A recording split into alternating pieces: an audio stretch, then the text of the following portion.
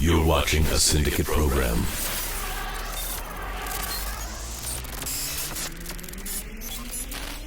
In the midst of San Diego Comic-Con 2026, Hasbro has revealed tons of different Star Wars products for both the Black Series and the Vintage Collection. However, with some of them being quite controversial, do the highest highs beat the lowest lows? This and more this week on the After Action Figure Report.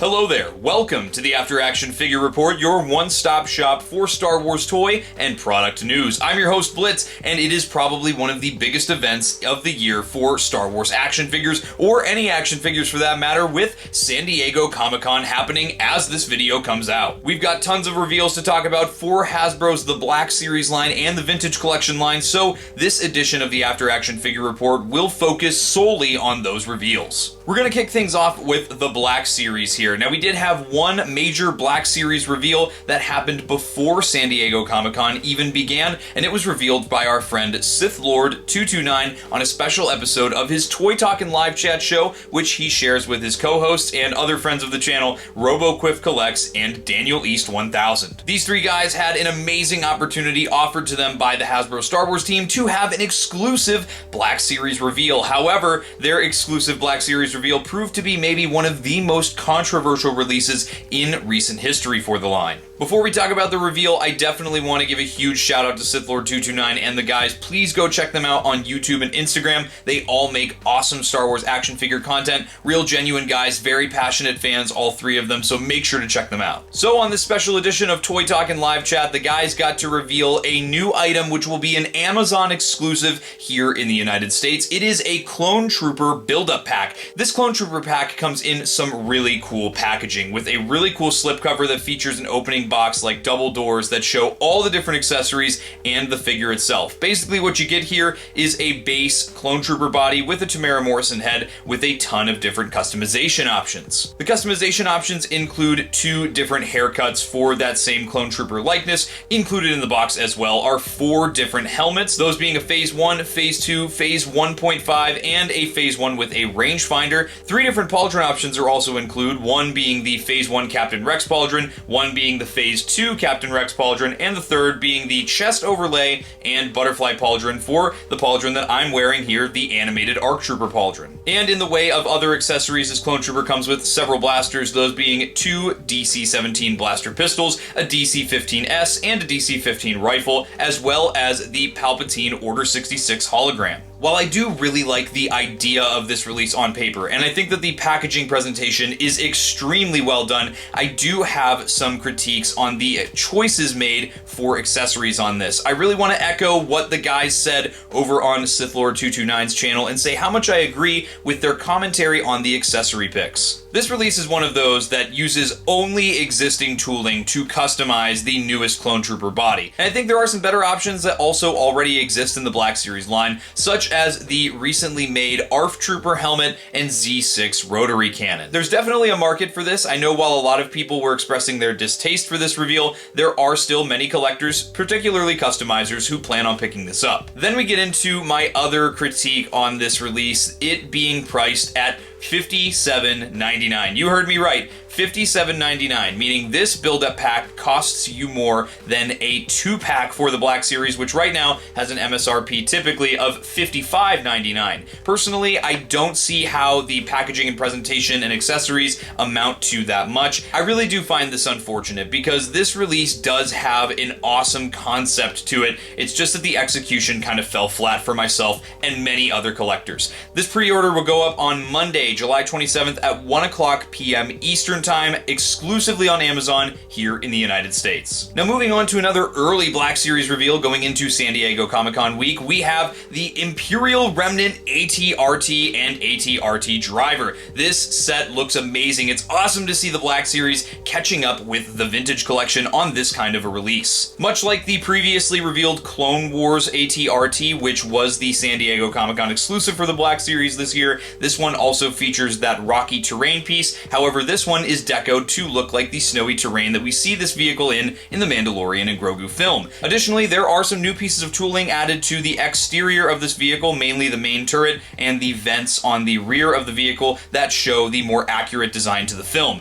In addition to this as well, the included figure, the Imperial Remnant ATRT driver, is a little bit updated from the single pack release we got a couple months ago. That big improvement, in my opinion, coming with the soft goods comma as opposed to the hard plastic one that the previous release had, so that this guy can very comfortably sit on the mount. This set is going to retail for $79.99, which is the same price that the Clone Wars AT-RT is at. Very consistent and a very fair price in my opinion for this vehicle set. Unknown when this is going to go up for pre-order at this time. Now let's get into one of the other most controversial aspects of San Diego Comic-Con for the Black Series, that being the press breakfast, which took place on the Thursday morning of San Diego Comic-Con. Now before we get into the most controversial release of the three, there were two new items added to the Black Series roleplay line. Hasbro did reveal a new premium electronic helmet for Captain Enoch from the Ahsoka series. This looks absolutely great. I don't have much to comment on other than how good this thing looks. I think it looks very screen accurate, and I'd be very excited to get it in my collection. Hasbro did branch out and try something new with a different kind of replica prop, that being the thermal detonator. Through the packaging that we can see for this, it seems to be based on the thermal detonator that Boushh uses, or should I say Leia disguised as Boushh in Episode 6, Return of the Jedi. It does have some electronic features which make it light up and make sounds accurate to what we see on screen, and I think that that's a really cool concept for this release. I believe this is retailing for around $40, which I also find to be a pretty good deal for this item, and I think it's cool that Hasbro is branching out and trying something new with the roleplay line. I hope that this performs well at retail. And then finally, we have probably, in my opinion, the most frustrating Black Series reveal of the week. It is something that is supposed to be exciting, but is frustrating for me for a couple of reasons. It is the Embo and Kibu 2-pack. Now, just a couple short months ago, when the original Embo figure got revealed for the Black Series, a lot of us were hoping that it was going to include his trusty sidekick Kibu, which we see with him for most of his appearances in the film. However, us being Black Series collectors, we know that Hasbro loves to do subsequent releases down the road which improve upon the shortcomings of the initial release. And that is exactly what they did with this reveal here at San Diego Comic-Con's press breakfast this year. The Embo does have a soft goods skirt as opposed to the hard plastic one that the single release had, which a lot of fans commented really hindered the articulation, so that's a welcome improvement, and of course, a fully articulated Kibu. I was really surprised at just how many points of articulation were on this character, and honestly, I'm really happy. The figure looks great, and they come in a great box presentation as well, with some unique packaging that still matches the general style of Black Series packaging in 2026. This release is going to be a Hasbro Pulse exclusive, and will be going up for pre-order in a few weeks from now. However, I have two big gripes with this release as a longtime Black Series collector.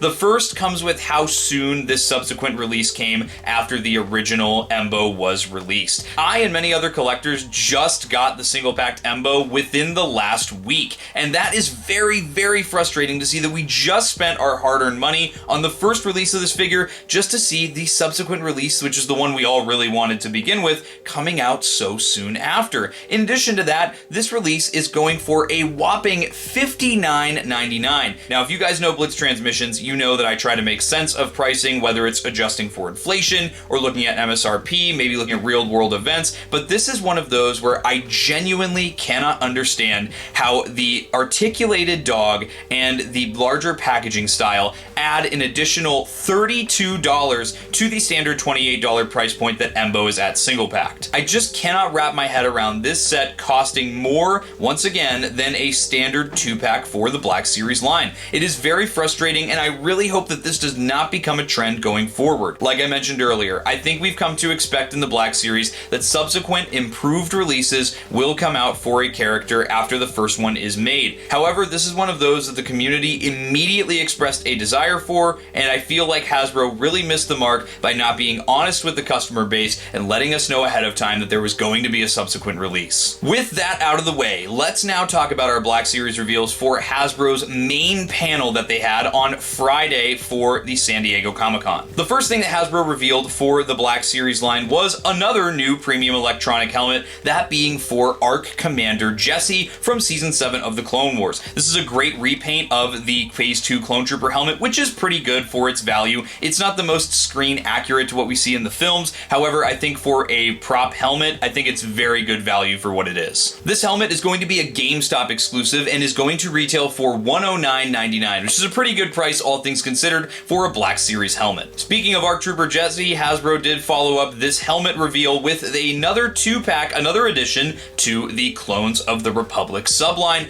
that being Ahsoka Tano from Season 7 of the Clone Wars, paired up with ARC Trooper Jesse. Now, when I first saw this reveal, I was a little bit underwhelmed, but then I looked a little bit closer at the promo shots and I got a little bit more excited. After choosing to do the inaccurate helmet a few years ago on ARC Commander Jesse with that Phase 1.5 Blitz style helmet that you can see off to the side here, Hasbro finally fixed the helmet on the Jesse figure. I still wish that they would update that ARC Trooper sculpt to be on the 2023 Clone Trooper body, as it is a far more natural and better posing figure. However, I'll take the improvements that I can get where they're made, and I will give praise where it's necessary, and improving this helmet, getting this figure out again, is definitely one of them. I could say the same about Ahsoka. The previous release of this version of Ahsoka was just a repaint of her Rebels look, so a lot of the armor and a lot of the articulation was both dated or inaccurate. So what they did here was they retooled the arms and the legs to give her more accurate look from Clone Wars Season 7. This is another very welcome addition to the Black Series line, and very welcome upgrades for both of these characters. I will definitely be picking this up. This is going to go up for pre-order in just a couple weeks here as a Hasbro Pulse, and assuming a Disney Store exclusive as well, as all previous releases for the Clones of the Republic line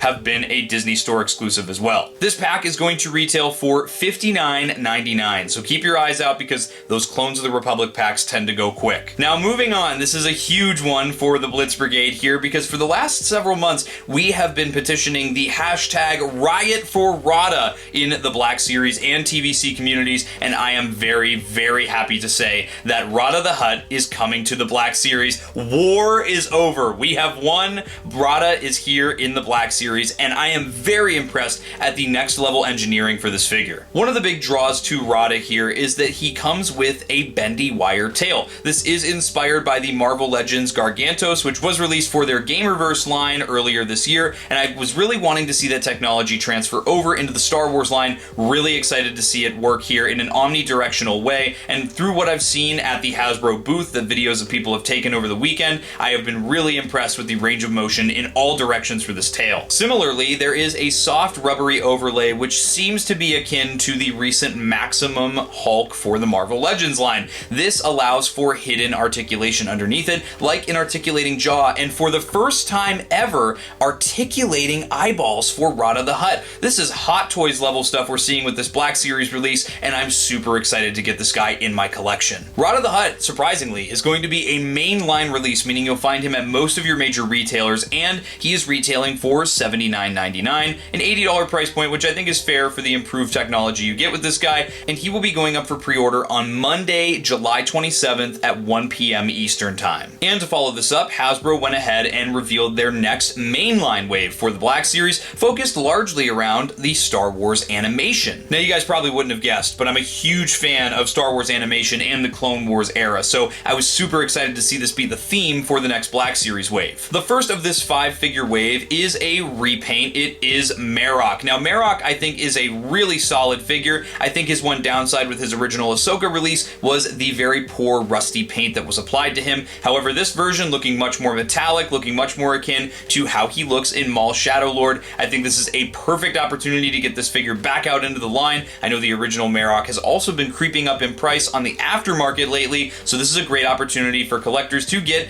a superior version of this fan favorite character. Aside from the new paint job, Marok is going to be completely the same as his original release, and this figure, I should mention, and all the rest of the figures from this wave will all be mainline. They'll all be going up for pre-order on Monday, July 27th at 1 p.m. Eastern Time, and they will all be retailing for the now standard $27.99. Our second member of this next Black Series wave is another character from the Maul Shadow Lord series, and is one that I was not expecting to get so soon. It is the the Mandalorian Super Commando, this one being specifically Kebris. This is the particular Mandalorian that we see take his helmet off when he is about to take the Hex and steal it with a couple of other Mandalorians to escape Janix, and then it is subsequently shot down 2 seconds later by a Republic gunship. This figure looks great, and when this figure was first revealed, I did comment on how the chest overlay and shoulder armor are the same design in the animation as Season 7 of the Clone Wars version of Gar Saxon. More on that in just a few minutes here, but this figure looks absolutely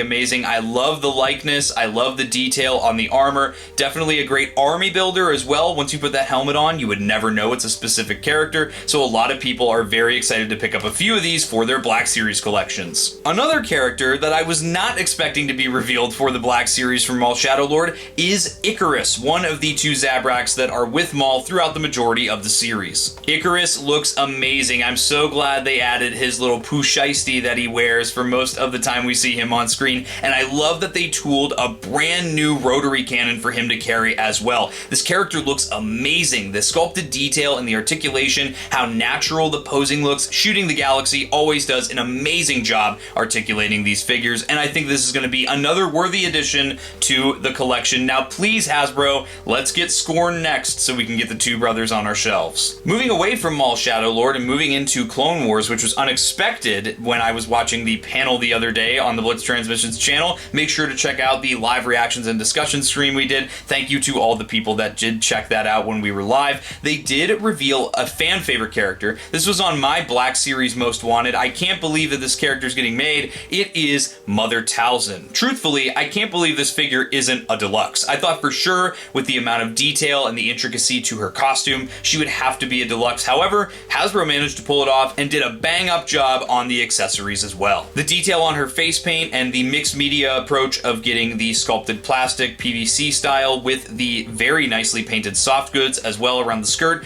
are a great choice. In addition to that, she comes with an orb of her Night Sister magic, which was an awesome inclusion, and in addition to that as well, she also comes with the Blade of Talzin with an optional choice to add some Night Sister magic bleeding off of the blade. That was an accessory I wasn't expecting to see, and I'll tell you what, it has me super excited to have her duel my Mace Windu figure. This figure is amazing. She was one of the biggest missing holes in the Black Series collection, for the Clone Wars show that is, and I really am happy to see her joining the ranks of the Black Series soon. Moving on to some newer Clone Wars, maybe bridging the gap between the older Clone Wars and the newer animation with Maul Shadowlord, we have a character from the Clone Wars Season 7. It is Gar Saxon, another character that I never saw coming. Now, I do have a bone to pick with the Hasbro team on this one because as amazing as this figure looks, he's missing one key accessory, that being his blaster rifle. For most of the time we see this guy on screen, he's holding his blaster rifle, and so I was really bummed out to see that he just comes with his blaster pistols. And I also have to give a shout out to Shelf Life. Make sure to check him out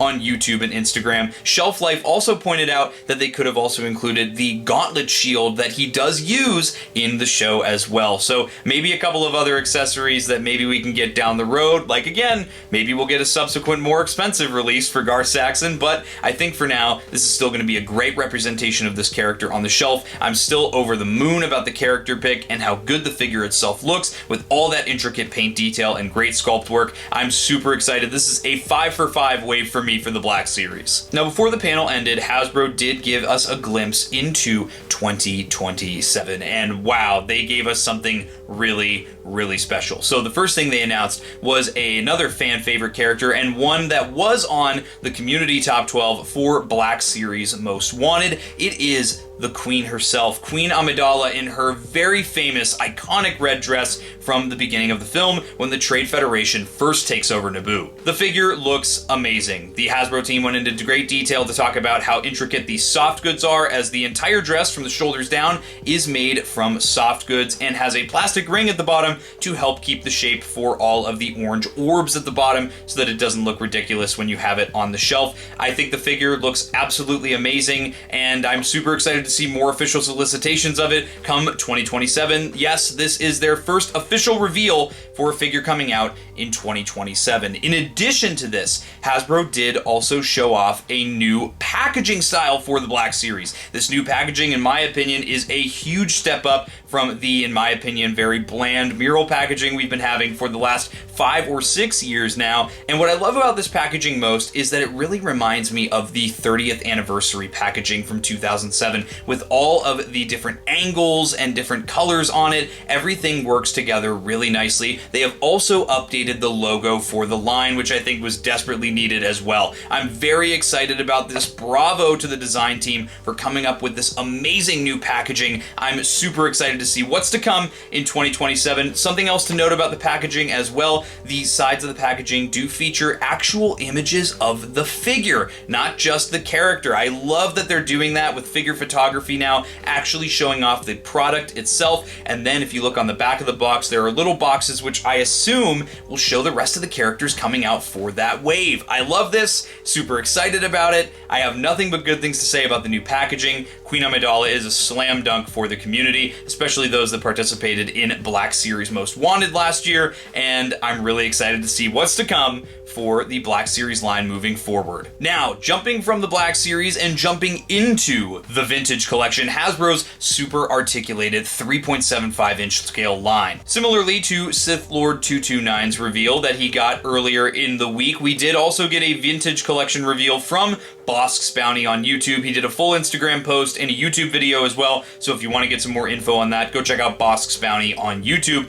This was a new deluxe figure for the Vintage Collection. It is the Amani Guard from The Mandalorian and Grogu. A lot of original trilogy fans are excited because this opens up a lot of tooling and a lot more possibility for a Man-O-Man, an original 96 figure from the Star Wars Kenner line. A very expensive and hard to find figure as well for that original Kenner line, but this figure looks amazing. I wasn't thinking I was going to get this figure originally, but looking at how much articulation he has packed in, the amount of sculpt, the amount of detail, I love it. I think this is a cool character. It looks just like my little brother Logan, and I plan to pick up Logan's Selfie Series figure for my TVC collection. Jumping ahead to the press breakfast for the San Diego Comic-Con for TVC, they had one major reveal, and it wasn't just Black Series who had some controversial reveals. In my opinion, this might be the controversial reveal of the week. It was the reveal of a new X-Wing for the Vintage Collection. It is the same sculpt we've been getting for quite some time now. It is Luke Skywalker's X-Wing with a carded Luke Skywalker. This Luke will be VC 420,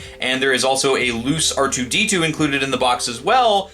But there's a catch. This is all done up to look like the original Kenner deco for the original X-Wing, which was put out in the Kenner line back in the 70s. A lot of fans, including myself, are very, very frustrated with this release, to be honest with you, let alone the fact that it has a whopping $140 price point attached to it. It is also something that just doesn't fit in with our collections. While gimmicky releases like this can be very fun for the Star Wars action figure line, things like holiday figures and such, I think that the Vintage Collection does not need a Kenner-style release. This kind of a release doesn't fit in with anything else in the Vintage Collection, and what's frustrating to me personally is that releases like this have a place in the Retro Collection with the line that already adopts the Kenner style for all the figures and vehicles. This is one of those releases that to me is just genuinely a head scratcher. I can see that there were pure intentions from the team members that came up with this release, but I hope that this does not become a predominant theme for the Vintage Collection in 2027. I do not see these performing well. For as much as the Hasbro marketing team talks about how desperately the Vintage Collection needs to grow its customer base, I don't see how an expensive release like this, which only appeals to existing collectors who like the Kenner aesthetic, will bring in new collectors or help to grow the market for this line. I'm not going to harp on this release too much. I've been very public about my thoughts on it throughout the last couple days, and I just don't want to harp too much on the negativity here on the After Action Figure Report. Now, moving on to what the Vintage Collection got for the San Diego Comic-Con panel, they started off with a bang of their own, that being another new vehicle, this one from The Mandalorian and Grogu, this one being something that is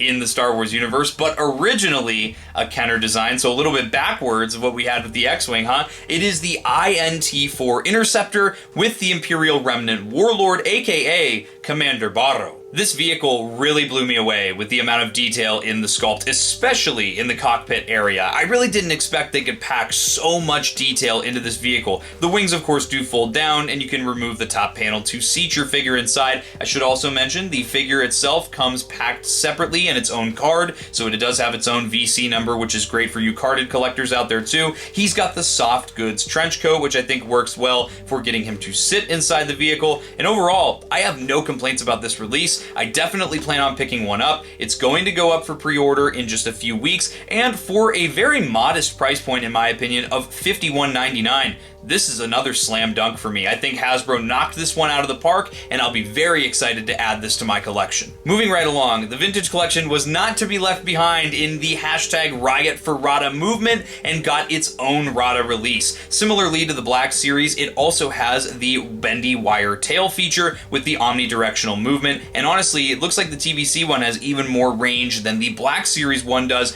which is really cool to see. Just like the Black Series release, this version of Rada is also going to be a mainline release and will be up for pre-order on Monday, July 27th for a modest price of $46.99. Again, with the new engineering style for this figure, it's something I'm very happy about, and another thing I'm very excited to get into the collection. War is over! Once again, we got Rada in the collections. Now, if you're not familiar with the channel, then something I should mention is that what got me into the Vintage Collection line as heavily as I am now is actually the Republic gunship HasLab. I've been a huge fan of that HasLab ever since it dropped. I put in a ton of work campaigning that thing, helping to get it over the funding line, including a 6-hour Back the Lap marathon livestream, one of my greatest achievements ever here on Blitz Transmissions, one of my favorite things I've ever done, and I'm anxiously awaiting the Republic gunship. However, part of what they did for 2026 was a program which supported the gunship called Battle of Geonosis. Many of these releases were focused around the initial shot in the Attack of the Clones film where the gunships land in the Geonosis arena. So what Hasbro went ahead and did to close out the Battle of Geonosis theme for the year was give us an entire 5-figure mainline wave focused on that theme. Before we get into each of the reveals, I do want to mention all 5 of these are going to be, like I said, mainline releases. They're all going to go up for pre-order on Monday, July 27th at 1:00 p.m. Eastern Time, and each of them is going to retail for $19.99, the standard price for the Vintage Collection right now. The first of this 5-figure wave is a repacked figure, the Super Battle Droid, which first showed up in the very recent 4-pack of the Geonosis Battle Droids. Considering each of the 4-pack Army Builder sets only includes one Super Battle Droid, I really am happy that I have the option to Army build these more heavily with this single-packed release. I really like this new Super Battle Droid sculpt as well. It's very articulated, and I'm super excited to get more of these guys to fight against my clone troopers. There is one catch here with the single release, though. It does not include the swappable rocket arm for the left arm that the 4-pack version does, so it also gives you an incentive to get both versions. Keeping with the theme of our seppies, we need a commander for our droids, so Hasbro did also reveal a Battle Droid commander in that nice brick color that we see the Battle Droids in Attack of the Clones. This is super exciting to me because it matches the Phase 1 clone commander that we got revealed a little bit ago as a fan channel release, and this is another technically army buildable trooper, so I'm very happy to get a commanding droid unit to go up against my clone armies as well. The new Battle Droid sculpt with the swivel wrists is a slam dunk for the line. It really elevates what you can do with the Battle Droids in TVC, like, for one, the most basic feature of holding the gun in 2 hands for the first time ever, and I really am happy about this addition to the line as well. Now, our next 3 characters are the big 3, the main characters of Attack of the Clones, and for newer collectors like myself, like my dad, and for so many other fans that got into the Vintage Collection line with the Republic gunship, these were slam dunks. They did, of course, reveal Space Jesus, Obi-Wan himself, first, and he looks amazing. My one critique, and I know my Vintage Collection fans are already thinking it, is the very ugly looking, overdone knee hinge for this figure. There is no need for that knee hinge to be cut so far in front of the leg, especially the fact that it cuts into the boot, because the only purpose that serves is to make the knee hyperextend. I don't know any Jedi that hyperextend their legs unless they're absolutely shattered, so So because we don't see that on screen, I don't see a purpose for this at all. However, the Hasbro Star Wars team is very aware of it, and they are going to change it going forward. However, with this release, it was just too far in production. They couldn't stop and redo it. So make sure to give the Hasbro team a little bit of grace. They've been very vocal about being aware of this issue. Another feature of this Obi-Wan that I really love is he includes not one, but two swappable hands. I'm really excited about this, particularly because the left hand is his famous pose with the two fingers out when he gets into a battle with somebody, and he of course has the force push hand for the right hand as well. I love that they're including this pretty universally across the new Jedi releases for the Vintage Collection. A figure that I didn't think we were ever going to see, and one that I'm super excited to be adding to the collection, is the Geonosis Arena battle-damaged Padme. She has a brand new hair sculpt where her hair gets a little messed up as the battle goes on, and she has her shirt ripped with the Nexu scratches in the back. They're not painted red, but they're sculpted on there, and it looks amazing. They did also update her to have hinge and swivel wrists as opposed to the swivel wrists. The wrists look a little big compared to the original release, I will say, but for the sake of more articulation, I will be willing to sacrifice the aesthetic of the figure just a little bit. In this case, I will happily do that because we already have another Padme in the same outfit that came out at the beginning of the year that has just the swivel, so depending on what look you like, you can get either or. And then finally, we get the Chosen One himself. We get Padawan Anakin, who also comes with the Force Push hand and looks absolutely amazing on his new sculpting. One thing I want to note, I've been really liking these soft goods for the lower tabards and tunics on all the Jedi figures. It really helps not to hinder the articulation, and when you want them sitting in vehicles and stuff, it just looks so much better and so much more natural. It lays more nicely than the hard plastic does. My one gripe on Anakin, and I guess this applies to Obi-Wan as well, another gripe for him, is that they didn't include the other sabers that they have. The Anakin and Obi-Wan are given additional sabers in the Geonosis Arena. I feel like this would have been really easy to do, considering I'm pretty sure the hilts are the same as other Jedi in the arena that have already been made for the Vintage Collection line, but beyond that, I'm still really happy to be getting the mains for the movie for my Battle of Geonosis. Hasbro did wrap up the Battle of Geonosis by showing off their poster, which includes a couple of teases. Maybe if you have an eagle eye, like shout out to Howlrunner Base in our Discord who has a great eagle eye, you'll be able to see things like a hidden Clone Trooper Lieutenant and some other Easter eggs that Hasbro left sprinkled out throughout the poster. It's a double-sided poster. On one side, you get the big art piece. On the back, you get the checklist with all the different releases that have come out for this theme this year. I'm really happy with this whole theme. I love the aesthetic of the whole thing, and I hope that they build on it, and I have a feeling they will in 2027. Speaking of 2027, Vintage Collection was not to be left behind with teases for the big 50th anniversary, as they did show off a really cool art piece. Let me give a special shout out to my good friend Great White North Empire on Instagram. An amazing dude, a very passionate, awesome, genuine member of this community, and one that you should definitely be following if you're not already. He made this awesome poster showing the different campaign posters for, of course, all 5 of the HasLabs of the Vintage Collection community has funded with flying colors, and what I really loved about this poster was that each of the campaign posters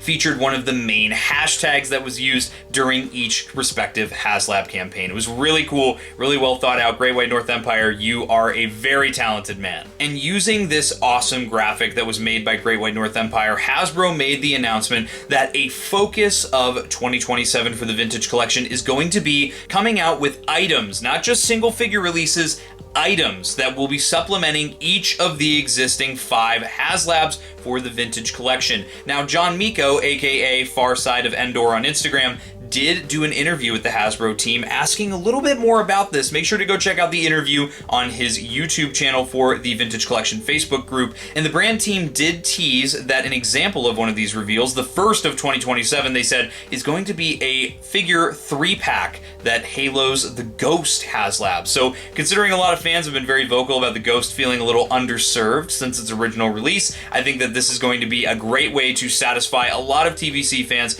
come 2027. But with that, guys, that's going to wrap up all the big reveals, the good, the bad, and the ugly for the SDCC 2026 for both Black Series and Vintage Collection. Now, a couple things I wanted to mention before we head out on this week's episode of the After Action Figure Report. The first, if you want to get in on all of these pre-order links, there's lots of different pre-order dates happening within the next month here. Some happening on a Monday or a Thursday, or, you know, what wave comes out this time, what exclusive comes out this time, what website am I going to? Go to the Blitz Transmissions Discord. It's linked in the description below. It's free to join. It's very easy to navigate. And myself and the moderators, the officers in the Discord, we will send out pings when links go live. We will share the links themselves as well, so that you never miss those limited drops. In addition to this, I wanted to make a little bit of a PSA before we head out. I want to say, guys, I know that not every Star Wars reveal is going to be for everyone. You saw here, even on this week's episode of the After Action Figure Report, there were a few reveals that I really didn't like. However, I think that it is important to remember a couple of things. One,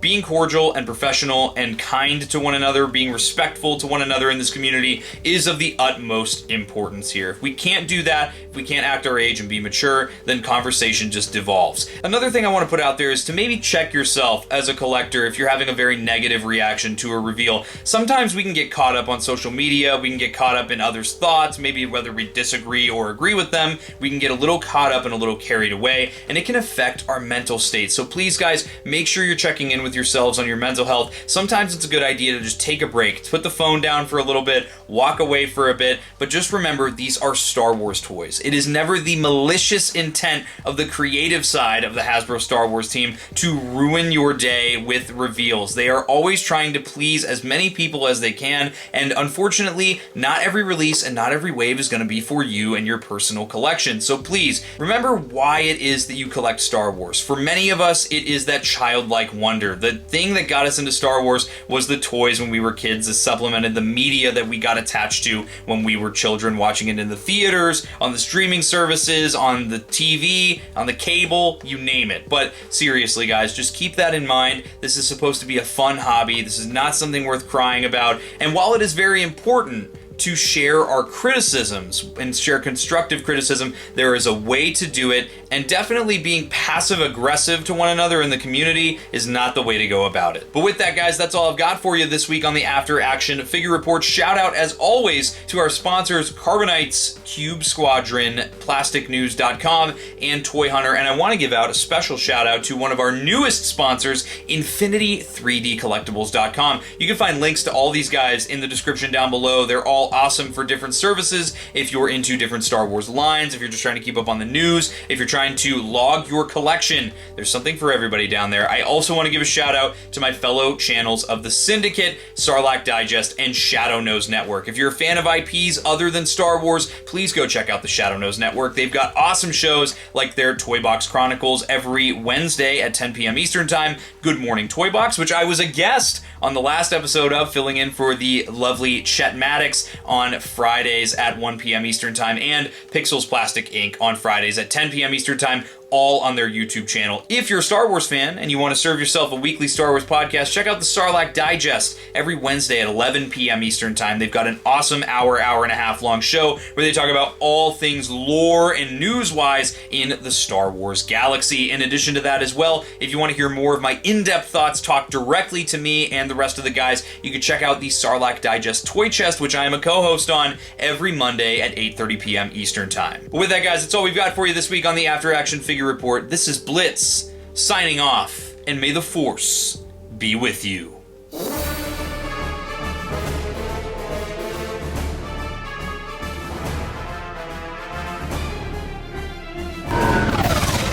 Breaking all units, fire at will. 1-2, pick a target. Too many, Captain. Watch your stabilizer, Gold 6. Anybody cover me. I got 2 vultures on my tail. You've got to hold them here. Watch your left. I can't shake them. I'm hit.